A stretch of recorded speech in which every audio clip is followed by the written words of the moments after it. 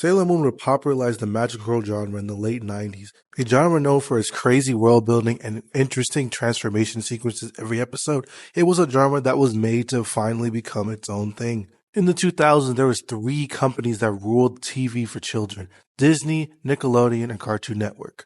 These were the three channels you were watching during that era, as there was not much else you could do other than hopefully go outside, but most of us did not want to go outside. During this decade, each channel would drop their own version of a Magical Boy series. Disney would drop American Dragon Jake Long, Nickelodeon had Danny Phantom, and Cartoon Network had Ben 10. Today we're going to talk about where these three series lie today and how much of a legacy they left on the world. Let's start with...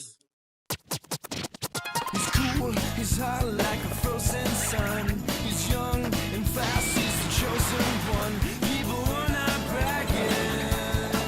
He's the American Dragon. American Dragon would debut January 21st, 2005 on Disney Channel.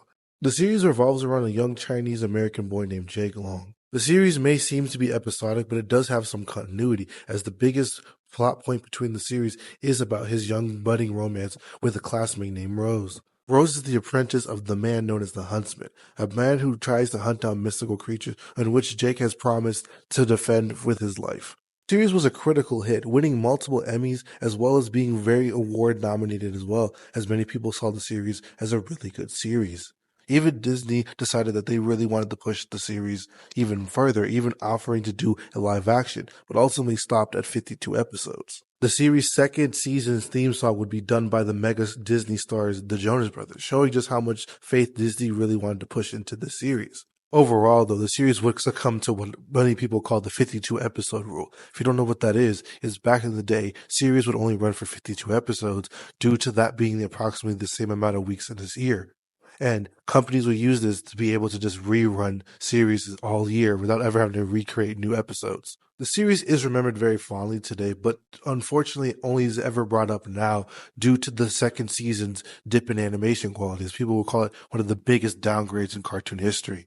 Despite the dip in animation, the second season is arguably better than the first in terms of writing, as it ties up a lot of loose ends in between the two seasons, especially the Rose arc, which comes to a somewhat end in this season, but if they had a third season, they could have completely finished the arc altogether. Although I think many would say out of the three that we're talking about today, this probably is the weakest of the three, despite that I think it's really closer to the other two in terms of writing than people want to give it credit for. But anyway, on to the next series. Young Danny Phantom, he was just 14 when his parents built a very strange machine. It was designed to view a world unseen. He's gonna catch 'em all 'cause he's Danny. Danny Phantom is one of Nickelodeon's most iconic and memorable series ever. Being one of the network's flagship series for about 3 years, the series was created by Butch Hartman, an alumni of Nickelodeon that created other great series such as The Very Odd Parents. The series would debut April 3rd, 2004. The series is what you get if you mix Spider-Man with ghost powers instead of having spider powers, as a lot of the same themes and tropes are really recycled in the series. Not that it's a bad thing, as it does it very well. Danny Phantom, the main character, instead of getting bit by a spider, he gets hit by a bunch of ghost rays from his parents' messed up ghost portal, creating the superhero known as Danny Phantom, who protects his hometown of Amity Park against the ghosts that try to haunt it or try to destroy it. The series was pushed really well by the network, getting several TV-made movies between each season, as each one had one, and even ending with one as well, despite the fact that many fans think the series ended way too early, with only 3 seasons. Third season wasn't very well received by fans, as many thought that it was a dip in quality in terms of writing, especially the final episode, as not many people really liked the final episode that much, thinking that it was a really bad way to send off the series. Fans of the series would stand outside of the Viacom headquarters protesting to bring the series back, to no avail, as it still has not come back to this day. Last year, the series would come back in a graphic novel known as Glitch in Time, and it was well received by fans and seems to be doing well enough to get a sequel soon in the works. The series is well remembered thanks to its color palette and unique characters that it showed the story through. Many people still remember Danny Phantom, as in its prime, it was up there with the other big cartoons on Nickelodeon. Despite Nickelodeon pushing the series really hard, it was them pushing the series hard that led to its cancellation, due to it not making as much money, also being in the era of the SpongeBob or bust era. Some would argue that the network is still doing this to this day, but in its era of the SpongeBob or bust era, you would not be seen as a big deal if you did not make the same amount of money that SpongeBob was doing. If you did not, you would end up on Nicktoons, where your series would most likely die. Perhaps Danny Phantom would come back during this new era of reboots and recreations. Now let's discuss our last series of the day, which is So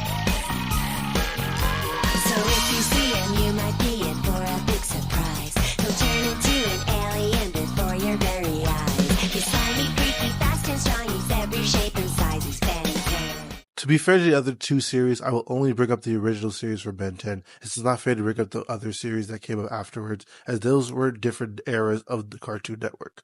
Ben 10 would debut on December 27, 2005, and would be a smash hit for Cartoon Network. Ben 10 is about his titular hero, Ben Tennyson, who finds the Omnitrix after being on a road trip with his grandpa Max and his cousin Gwen. This series ran for about 4 seasons, each one having about 10 to 13 episodes. This era of the series is so big that it got 3 movies, 2 animated and 1 live action. It also was the only series, or one of the few series, that survived during the See and Reel era of Cartoon Network. The series would go on to be a huge financial success for CN, being huge in merchandise, even outselling series like Dragon Ball and Naruto in terms of overall sales. The series would go on to be known very well for its hugely impressive animation for the time, even though it still holds up today, as well as its world building, as well as introducing so many concepts as time travel. The series would introduce time travel as well as explore some other ideas for certain aliens, species, as well as their planets. There was even continuity, something that wasn't very common during the era that the series aired. The series would go on to become a franchise, having several different iterations and even a reboot that came after the original timeline ended. Despite the franchise being cold since 2021, fans online on YouTube specifically have been keeping the fandom alive. Channels like The Ink Tank and Damn Boy Wonder are doing wonders for keeping the series still in the zeitgeist. Ben 10 by far was the more popular of the 3, but despite that, all 3 series defined an era of cartoons. If you liked this video, don't forget to like and subscribe, as this has been the Metal Man Show, and I've been your host, Metal Man. Catch you guys next time. Chopper cook her up on the stove in the oven. Said she from Hawaii, so I caught it home at 11. Eat for couldn't eat for all about them know I'm stunting. Shorty thick as fuck, but I know it come with something. Ass can't fit in jeans, it's on top, look like